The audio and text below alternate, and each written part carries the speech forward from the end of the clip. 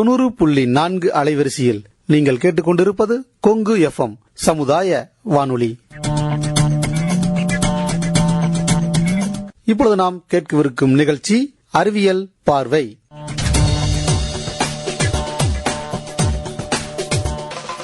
இந்திய அரசாங்கத்தின் அறிவியல் மற்றும் தொழில்நுட்பத்துறை எனும் டிபார்ட்மெண்ட் ஆஃப் சயின்ஸ் அண்ட் டெக்னாலஜியால் நிறுவப்பட்ட விஞ்ஞான் பிரசார் எனும் துறை மற்றும் தமிழ்நாடு அறிவியல் மற்றும் தொழில்நுட்ப மையத்தின் அறிவியல் பலகை இணைந்து வழங்கும் புதுமையான சமுதாய வானொலி நிகழ்ச்சியே அறிவியல் பார்வை.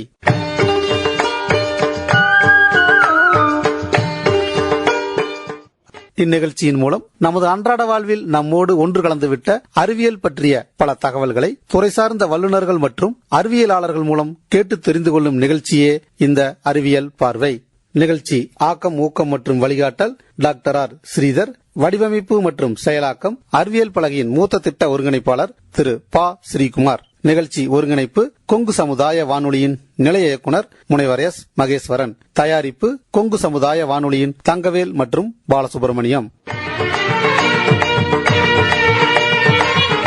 கொங்கு சமுதாய வானொலி 90.4 இன்றைய அறிவியல் பார்வை நிகழ்ச்சியில் சூரிய வளிமண்டலத்தை பற்றியும் அதனை ஆய்வு செய்வதற்காக அனுப்பப்பட்டுள்ள ஆதித்யா L1 விண்கலத்தை பற்றியும் பல்வேறு தகவல்களை தமிழ்நாடு அறிவியல் தொழில்நுட்ப மையத்தின் அறிவியல் பலகையின் மூத்த திட்ட ஒருங்கிணைப்பாளர் அறிவியலாளர் திரு ப. ஸ்ரீகுமார் அவர்கள் வழங்கும் கருத்துக்களை கேட்போம். உடன் உரையாடியவர் தங்கவேல்.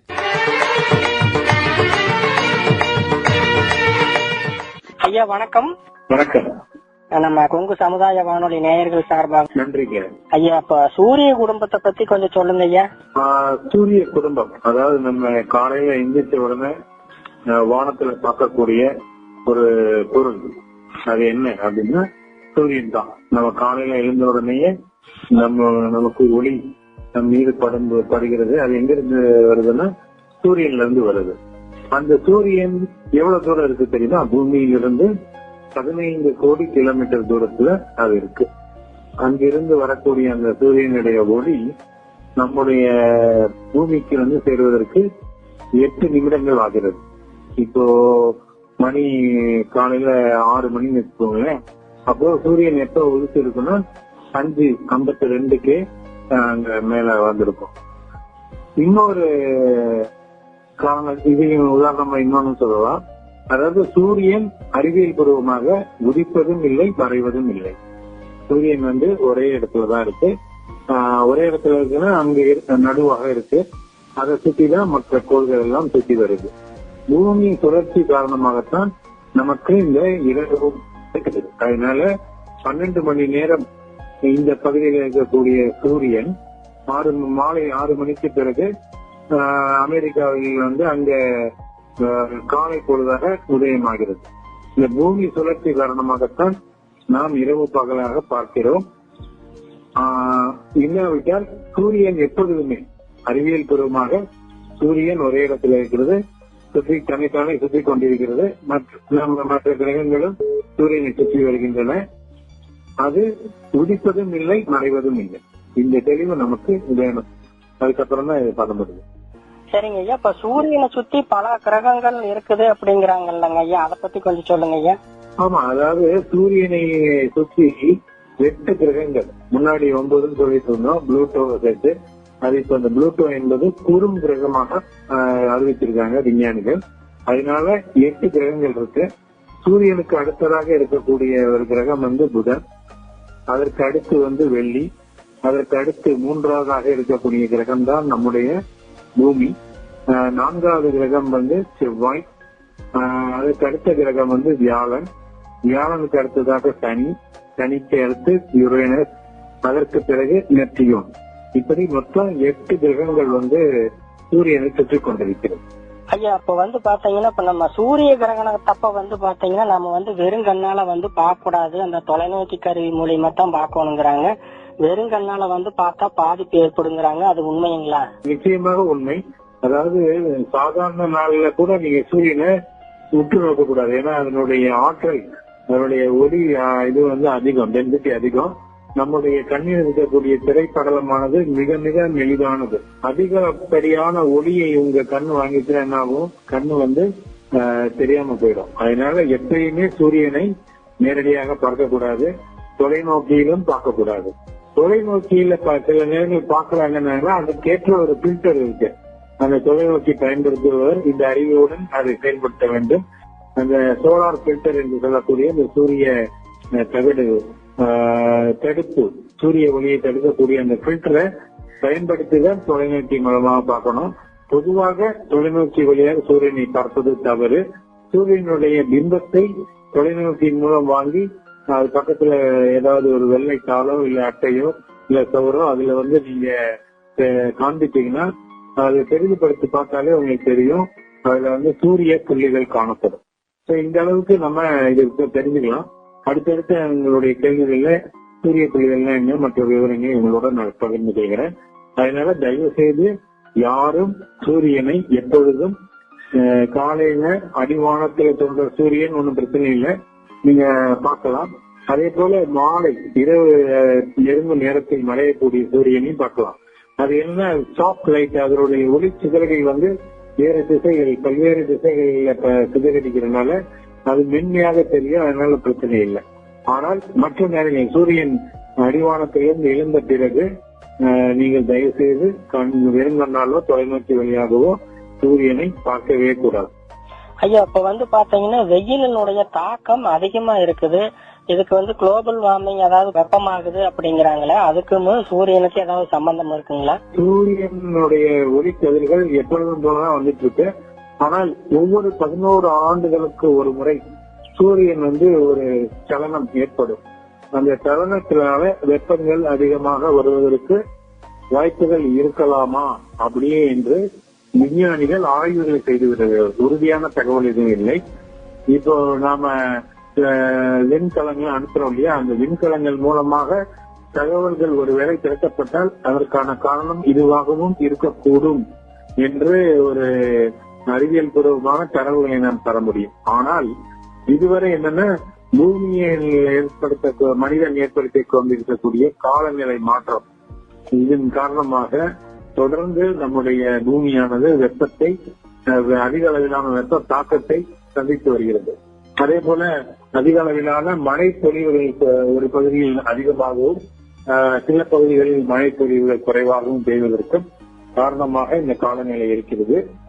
எனவே இந்த காலத்தை, இந்த சூரியன் இந்த வெப்பத்தை அதிக அளவில் ஏற்படுத்தாமல் இருப்பதற்கு நம்மால் ஆன எல்லா உதவிகளையும் இந்த பூமிக்கு நாம் செய்தாக வேண்டும். ஐயோப்பா, நம்ம ஆதித்யா L1 நம்ம சூரியன் ஆய்வு செய்யறதுக்காக நாம அனுப்புறோங்க.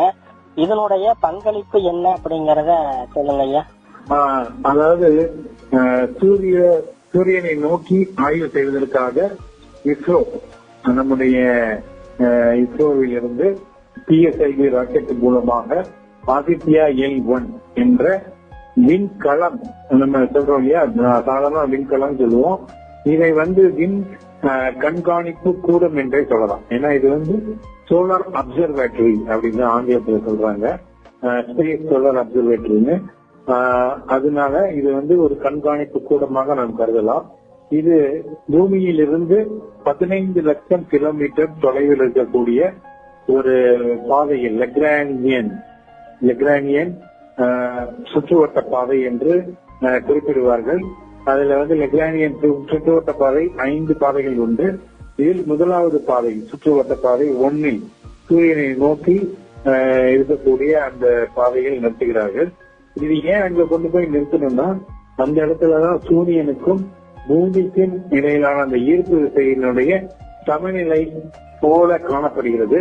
அதை அந்த இத்தாலி நாட்டை சேர்ந்த அந்த வானவியல் அறிஞர் 1800களில் கண்டுபிடித்தார். அந்த கண்டுபிடிப்பின் காரணமாக இன்றைக்கு பல்வேறு ஆய்வுகளை அங்கிருந்து சூரியனை நோக்கி செய்யக்கூடிய நிலைமை நமக்கு ஏற்பட்டிருக்கிறது. அந்த 15 லட்சம் பூமியிலிருந்து 15 லட்சம் கிலோமீட்டர் தூரத்தில் இருக்கக்கூடிய அந்த லெக்ரானியன் L1 என்ற சுற்றுவட்ட பாதையில் தான் இந்த விண்கலம் நிலைநிறுத்தப் போகிறார்கள். இது உடனடியாக நாளை, அதாவது சனிக்கிழமை ஏவப்பட்ட பிறகு உடனடியாக அது அந்த இடத்துக்கு செல்லாது. ஏன்னா 15 லட்சம் கிலோமீட்டர் என்பது மிகப்பெரிய தொலைவு. அதை இந்த நம்முடைய PSLV ராக்கெட் ஆனது ஏவுறுதியானது இந்த விண்கலத்தை ஆதித்யா L1 என்ற விண்கலத்தை புவி வட்ட பாதையில் கொண்டு போய் நிலைநிறுத்தும். அதற்கு பிறகு அங்கிருந்து கொஞ்சம் கொஞ்சமாக நம்முடைய விஞ்ஞானிகள், இஸ்ரோ விஞ்ஞானிகள் அந்த விண்கலத்தை லெக்ரானியன் L1 என்ற பாதையை நோக்கி நகர்த்துவார்கள். இதற்கு 127 நாட்கள், சுமார் 4 மாத காலம் பிடிக்கும். அந்த 127 நாட்கள் முடிந்த பிறகுதான் நாம் எப்படி இந்த ஆதித்யா L1 விண் நோக்கியை நிலைநிறுத்தப் போகிறோம் என்பது தெரிய வரும். எப்படி சமீபத்தில் சந்திராயனுக்கு நம்மளுடைய இஸ்ரோ விஞ்ஞானிகள் 41 நாட்கள் அந்த விண்கலத்தை, சந்திராயன் விண்கலத்தை பயணம் செய்ய வைத்து இறுதியில் வெற்றிகரமாக நிலவில் தரையிறக்கினார்களோ அதே போல இந்த நிகழ்வும் நடைபெறும். ஆனால் இதற்கு 4 மாத காலம் நாம் பொறுத்திருக்க வேண்டும். சரிங்க ஐயா, இப்ப நீங்க சொன்னீங்க அந்த சூரியன் இருக்கிற திசையில நம்ம புவி ஈர்ப்பு விசையும் ஒன்னா இருக்கும்போது நம்ம செயற்கைக்கோள அங்க நிலைநிறுத்துறோம் அப்படின்னீங்க. இப்ப அங்க ஏதாவது பாதிப்புகள் வராதுங்களா? இல்ல, அது ஒரு பாதுகாப்பான பகுதி தான். ஏற்கனவே இந்த மின்காந்த அலைகள், இந்த மாதிரியான பல்வேறு அலைகள் பூமியை தாக்கக்கூடிய இடம் அது. அங்கதான் நமக்கு ஏற்கனவே இந்த மின்காந்த பூமியை சுற்றி இருக்கக்கூடிய மின்காந்த வளையம் இருக்கு. அதனால இந்த பிரச்சனை இருக்காது. அதே போல UV ரேஸ், தடுப்பு சுவர் போல நமக்கு அல்ட்ரா வயலட் ரேஸ் நம்மை தாக்காமல் இருப்பதற்காக ஒரு வளையமும் இருக்கிறது. இந்த இடத்திலிருந்து ஒரு பாதுகாப்பான இடம். இங்கிருந்துதான் இந்த மின்கலம், அதாவது விண்ணோக்கியானது நிலைநிறுத்தப்படுகிறது. இது அங்கிருந்து ஆய்வு செய்யும் போது மிக தெளிவான தரவுகளை நமக்கு அது அங்கிருந்து தரக்கூடும். வேற எந்த விதமான டிஸ்டர்பன்ஸும் அந்த இடத்துல இருக்காது இந்த விண் நோக்கி ஆய்வு கூடத்தில். சரிங்க ஐயா, இப்ப நம்ம ஆதித்யா விண்கலம் நம்ம அனுப்புறோம். இப்ப நாம செயற்கைக்கோளை நம்ம அனுப்புற நாடு எத்தனாவது நாடுங்க? இதுக்கு முன்னாடி எந்தெந்த நாடு ஆராய்ச்சி பண்ணிருக்காங்க ஐயா? 2018ஆம் ஆண்டு பார்க்கர் சோலார் ப்ரோப் அப்படின்ற ஒரு விண்கலத்தை அமெரிக்கா அனுப்பியது. அந்த விண்கலம் 2021 சூரியனை நெருங்கி நம்ம சூரியனிலிருந்து 14,85,00,000 தொலைவில் இருந்து நாம் சூரியனை ஆராய்கிறோம். ஆனால் சூரியனுடைய கொரோனா வளையம் என்று சொல்லப்படக்கூடிய அந்த கொரோனா பகுதிக்கு, அதாவது சூரியனுடைய வெப்ப தாக்கம் இருக்கக்கூடிய அந்த பகுதி வரை இந்த பார்க்கர் விண்கலமானது சென்று பல தரவுகளை விஞ்ஞானிகளுக்கு அனுப்பி கொண்டிருக்கிறது. அதே போல ஐரோப்பிய நாடும் அனுப்பியிருக்கிறார்கள். அந்த விண்கலமும் இப்பொழுது சூரியனை சுற்றி வந்து கொண்டுதான் இருக்கிறது. அதுவும் படம் எடுத்து அனுப்பி கொண்டிருக்கிறது. அதனுடைய ஆயுட்காலம் 7 ஆண்டுகள். அப்படி பாத்தீங்கன்னா ஜப்பான், சீனா, அதாவது அமெரிக்கா, ஐரோப்பா, ஜப்பான், சீனா ஆகிய நாடுகளுக்கு பிறகு 5வது நாடாக இந்தியா முதல் முறையாக சூரியனை நோக்கி ஒரு ஆய்வு கூடத்தை இப்பொழுது அனுப்புகிறது. சரிங்க ஐயா, இப்ப அந்த ஆதித்ய செயற்கைக்கோளில் எந்த மாதிரியான கருவிகளால வடிவமைக்கப்பட்டிருக்குதுங்க ஐயா? இது 7 விதமான கருவிகள் இதுல இருக்கு. குரோமோஸ்பியர், ஸ்பெக்ட்ரோஸ்பியர் அப்படின்னு சொல்லக்கூடிய பல்வேறு பெயர்கள் அழைக்கக்கூடிய 7 விதமான கருவிகள் இணைக்கப்பட்டிருக்கும். இந்த கருவிகள் அனைத்துமே சூரியனுடைய அசைவுகளை மிக நுணுக்கமாக கண்காணித்து நமக்கு தகவல்களை அனுப்பும். உதாரணத்துக்கு சூரியன்ல பல்வேறு சூரிய புயல்கள், சூரிய சூறாவளிகள் மற்றும் சூரியனுடைய சூரிய வெடிப்பு, இந்த 3மே எதனால ஏற்படுதுன்னா காந்த புலத்தில் ஏற்படும் அதிர்வுகளின் தொடர்ச்சியாக இந்த இது ஏற்படுகிறது. இந்த விளைவுகள் தான் பல்வேறு தாக்கங்களை நமக்கு ஏற்படுத்தும். நமக்கு டைரக்டா நமக்கு எந்த விதமான பாதிப்பும் வராது. அந்த பாதிப்புகளானது அதாவது நம்ம அனுப்பியிருக்கக்கூடிய சேட்டலைட் மற்றும் சிற்றலையை பயன்படுத்தக்கூடிய அலைவரிசைகளை பயன்படுத்தக்கூடிய உபகரணங்கள் இவற்றையெல்லாம் பாதிப்பை ஏற்படுத்தும். இந்த ஆண்டு பிப்ரவரி மாதம் ஒரு மிகப்பெரிய சூரிய வெடிப்பு ஏற்பட்டது சூரியனில். அந்த வெடிப்பின் காரணமாக அதாவது தென்னாப்பிரிக்கா பகுதியில் சிற்றலை ஒளிபரப்பில் பாதிப்பு ஏற்பட்டது. இதற்கு பிறகுதான் விஞ்ஞானிகள் ரொம்ப தீவிரமாக இந்த ஆய்வுகளை மேற்கொள்ள ஆரம்பித்திருக்கிறார்கள். சூரியனினுடைய தாக்கம் விண்வெளி வானிலை என்று அழைக்கிறார்கள். எப்படி நமக்கு பூமியில ஒரு வானிலை இருக்கோ, என்னைக்கு நமக்கு மழை வரும், என்னைக்கு புயல் வரும், அதையெல்லாம் கண்டுபிடித்து தருவது என்பது சமீப காலத்தில் மிக சரியாக நுணுக்கமாக துல்லிய தரவுகளுடன் தரக்கூடிய பல்வேறு செயற்கைக்கோள்கள் மிதந்து கொண்டிருக்கின்ற வான்வெளி பகுதியில். அதனால நமக்கு நம்முடைய வானிலை தெரிகிறது. ஆனால் பிரபஞ்சம் என்பது மிகப்பெரிய ஒரு வெளி. அந்த வெளியில இருக்கக்கூடிய வானிலை மாற்றங்களை விண்வெளி வானிலை மாற்றம் என்று குறிப்பிடுவார்கள். அதையும் இந்த கருவியானது இன்று அனுப்பப்பட்டிருக்கக்கூடிய ஆதித்யா L1 அனுப்பக்கூடிய கருவியானது கண்டறிந்து அதற்கான முன்னெச்சரிக்கை சமிங்கைகளை சிக்னல்களை பூமிக்கு அனுப்பும், அதாவது இஸ்ரோவுக்கு அனுப்பும். இஸ்ரோ விஞ்ஞானிகள் நமக்கு ஏதாவது பாதிப்பு ஏற்பட போகிறது என்றால் முன்கூட்டியே நமக்கு தகவல்களை தர முடியும். அதே போல மற்ற நாடுகளுடனும் இந்த தகவல்களை அவர்கள் பகிர்ந்து கொள்ள முடியும். ஐயா, இப்ப சூரிய புயல், சூரிய வெப்பம் அப்படிங்கிறாங்க, அதை பத்தி கொஞ்சம் சொல்லுங்க ஐயா. இது ஒரு மிகப்பெரிய ஒரு சப்ஜெக்ட். பொதுவா சூரியன்ல ஹைட்ரஜன் அணுக்கள் தொடர்ந்து எரிந்து ஹீலியமாக மாறிக்கொண்டிருக்கிறது. இந்த சூரியன் ஆனது வெளிப்புறத்தில் 5500 டிகிரி செல்சியஸ் வெப்பம் காணப்படும். அது கீழே போக போக பாத்தீங்கன்னா அதனுடைய செல்சியஸ் அளவு பல்வேறு அளவுகள் இருக்கு. நடுப்புறத்துல சூரியனுடைய நடுப்புறத்துல பாத்தீங்கன்னா மில்லியன் கணக்குல அதனுடைய வெப்பம் இருக்கிறது. அதனால என்னன்னா இங்கே பலவிதமான வெடிப்புகள், சூரிய வெடிப்புகள் ஏற்படுவதற்கு வாய்ப்பு இருக்கிறது.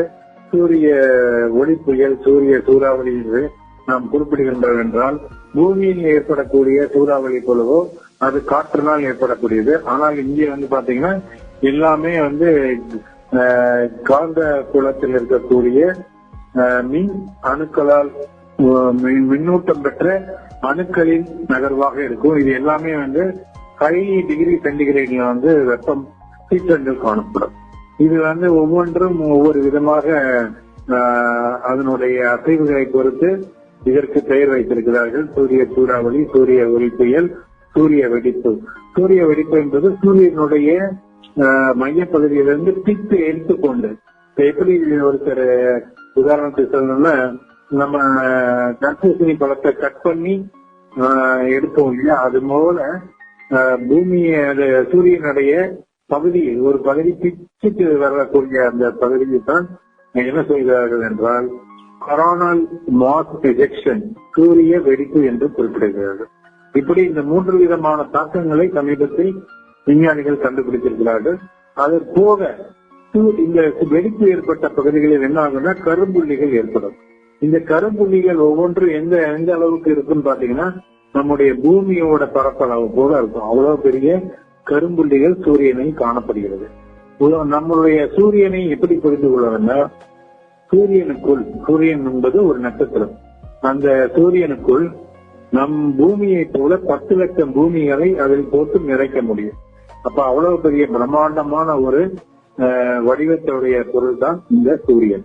அதில்தான் இந்த மாதிரியான மாற்றங்கள் ஏற்பட்டுக் கொண்டிருக்கின்றன.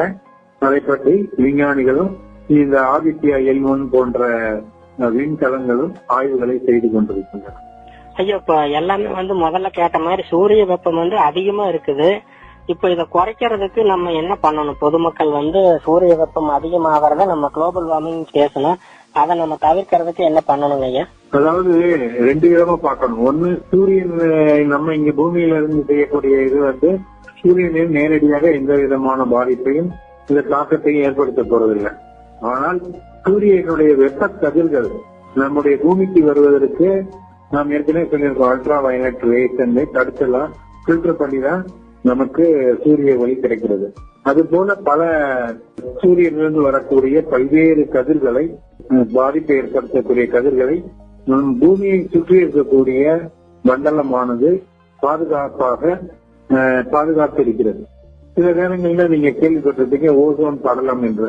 அந்த ஓசோன் படலத்துல ஓட்டை ஏற்பட்டு விட்டது என்று ஒரு 10 ஆண்டுகளுக்கு முன்பு நாம எல்லாம் ரொம்ப சீரியஸாக பேசிட்டு இருந்தோம்.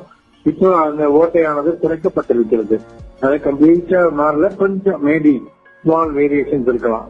ஆனா ஓரளவுக்கு நம்ம அதை பாதுகாப்பா இருப்பாங்க. இதுக்கெல்லாம் காரணம் என்னன்னா இந்த குளோரோஃபுளோரோ கார்பனை குறைத்ததுதான். அதனுடைய அதை வெளியிட்டுக் கொண்டிருந்த நம்முடைய பூமியிலிருந்து போய் கொண்டிருந்த அந்த குளோரோ கார்பன்கள் குறைப்பதற்காக உலக நாடுகள் அனைத்து முயற்சி செய்து கொண்டே இருந்தார்கள். அதனுடைய ஒரு பகுதியாகத்தான் இன்னைக்கு அந்த ஓசோன் படலம் அதனுடைய ஓட்டை நீக்கப்பட்டு ஆல்மோஸ்ட் சரியாயிருக்கு. அதுபோல நம்முடைய ஒவ்வொரு முயற்சிகளும் அதாவது பூமியில் சுற்றுச்சூழலை பாதிப்பை ஏற்படுத்தக்கூட விதத்தை நாம் நடந்து கொள்ளாமல், பிளாஸ்டிக்குகளை அதிகமாக பயன்படுத்தாமல், கார்பன்களை அதிகமாக வெளியிடாமல் நாம் எந்த அளவுக்கு நம்முடைய பூமியை இன்னும் பாதுகாப்பாக, இன்னும் ஒரு இயற்கையோடு சேர்ந்த வாழ்வோடு நம்முடைய வாழ்வு முறை அமையுமானால் இதுவே இந்த பூமியை நோக்கி சூரியனிலிருந்து வரக்கூடிய பல்வேறு தாக்கங்களை நாம் தடுத்து நிறுத்த முடியும். ஆரம்பத்தில் சொன்ன மாதிரி பூமியில் நாம் இருக்கக்கூடிய ஒவ்வொரு நடவடிக்கையும் பூமியை சுற்றியுள்ள பல்வேறு இந்த மண்டலங்களை பாதுகாப்பு வலயங்களுக்கு உறுதுணையாக இருக்கும். இது நேரடியாக சூரியனை போய் எந்த விதமான பாதிப்பும் ஏற்படுத்தாது. சூரிய வெப்பம் நம்ம பூமியை அடைகிறதுக்கு எவ்வளவு நேரம் ஆகுங்க?